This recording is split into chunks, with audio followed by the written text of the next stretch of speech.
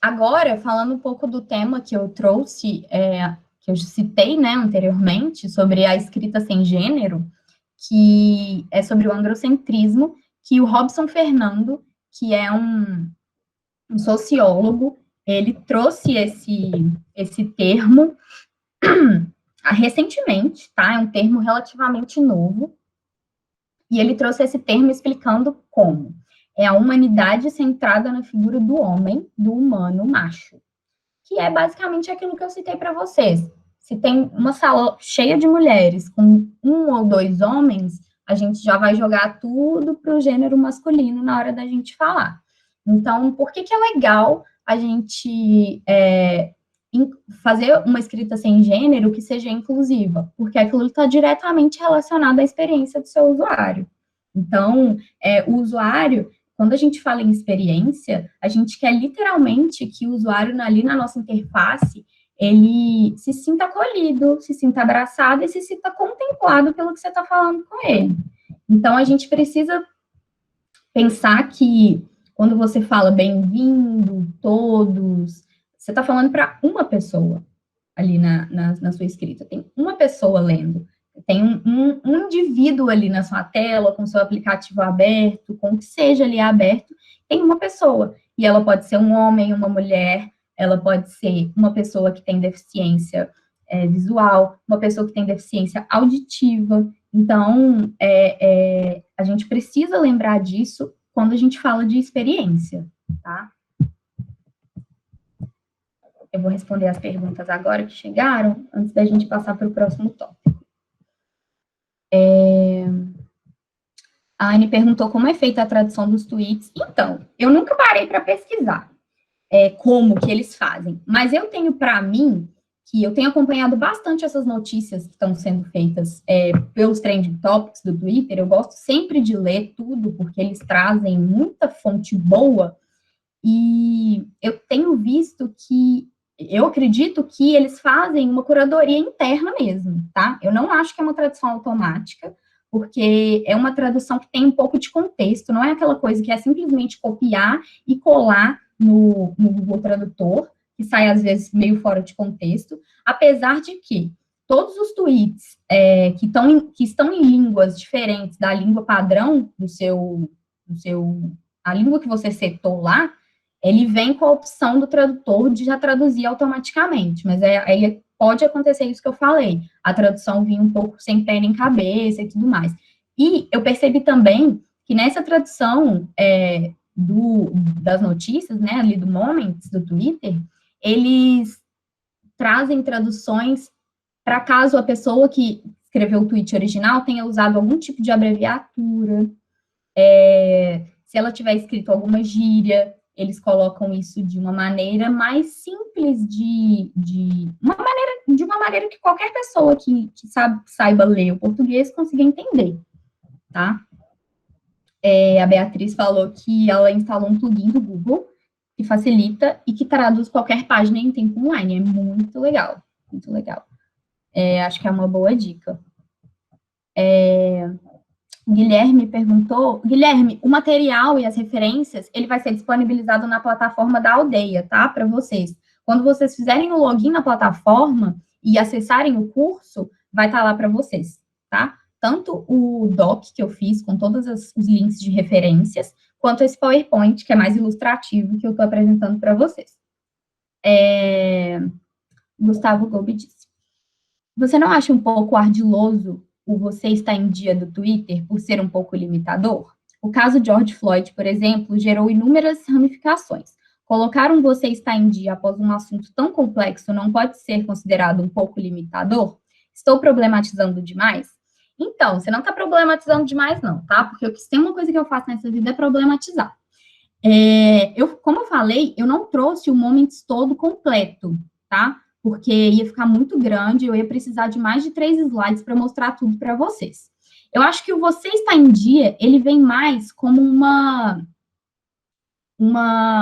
sabe quando você está lendo, quando você está vendo o feed do Instagram, porque, tipo assim, feed de Instagram, Facebook, qualquer tipo de feed, ele foi feito para que você não pare de scrollar a sua tela nunca, né? Quanto mais você vai rolando, mais coisas você vai vendo, e aí você entra naquele looping, que aí é o Black Mirror da vida real. Você não para nunca. Eu acho que o Você Está em Dia, vem justamente para cortar isso. Ele traz informações, diversas fontes, igual o caso de George Floyd realmente gerou muitas ramificações, muita coisa para você pesquisar. Então, nesse momento, depois eu posso até procurar para mandar para vocês, ele tinha muitas outras informações que eu não trouxe. Ele tinha gente que estava a favor dos policiais, ele falava sobre as manifestações que estavam a favor dos policiais, né? Porque fizeram até uma vaquinha online para pagar fiança dos policiais, enfim. Então ele trazia meio que assim, mais jornalisticamente falando, meio que todos os lados possíveis de serem colocados ali das versões dos fatos. Então ele vai ter um jornalismo mais de direita, um jornalismo mais de esquerda, que são bem posicionados ali com a mídia, ele vai trazer pessoas reais que estavam lá. Então, quando penso que quem fez aquele moment está considerando que aquele conteúdo está completo. Então, o Você Está em Dia as principais notícias de todas as versões do fato, você já viu. Você pode continuar procurando mais, mas sobre esse assunto, o principal.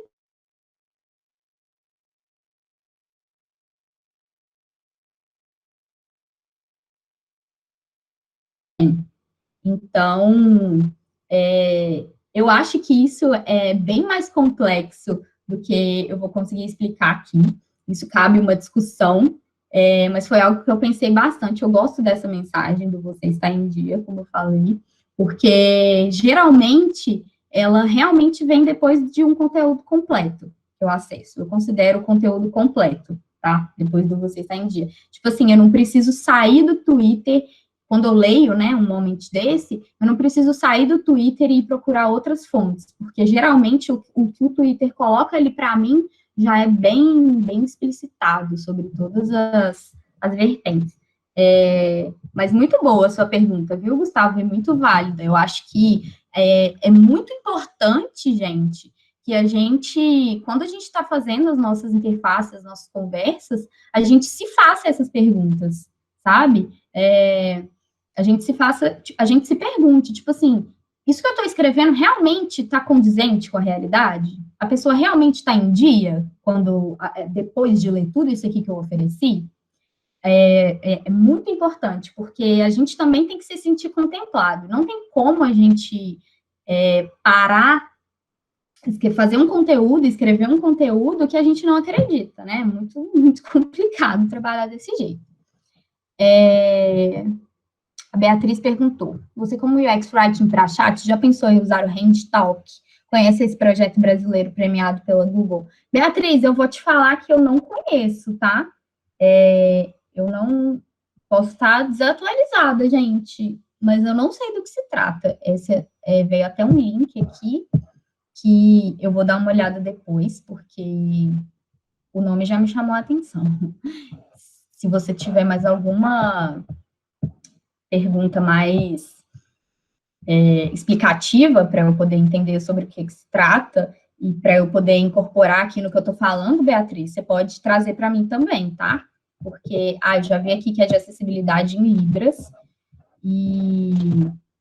mas não, eu nunca trabalhei em nenhum projeto, infelizmente, que tinha acessibilidade em Libras. Na verdade, eu acessei muitos poucos aplicativos que tinham vi agora que você complementou a mensagem, para saber se a gente pensa nas pessoas que precisam de acessibilidade.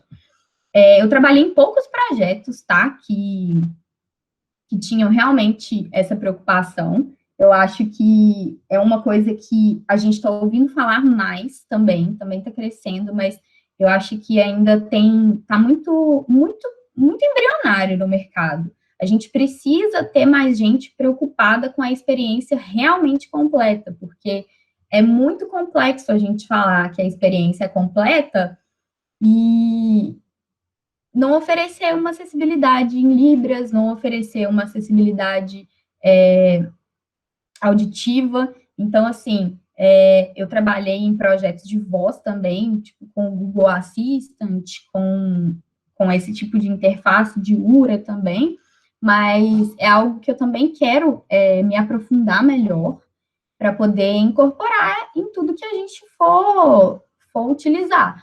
Por hora, eu ainda estou mais focada em deixar o texto de fácil entendimento, igual a gente tem marcas, né, que fazem aquela hashtag para cego ver, que ela literalmente detalha o que tem na imagem. Ah, a imagem com fundo roxo, uma mulher de cabelos castanhos, e só que eu acho que esse tipo de inclusão, gente, para ser sincera, ainda, igual eu falei, está muito embrionário. A gente precisa de mais iniciativa das próprias empresas, a gente precisa que as pessoas se preocupem mais com esse tipo de inclusão, porque não dá mais, né, gente? Não dá mais para a gente ignorar coisas que o mercado costumava ignorar há uns tempos atrás. Eu acho que as iniciativas elas estão surgindo, mas elas têm que ter mais força.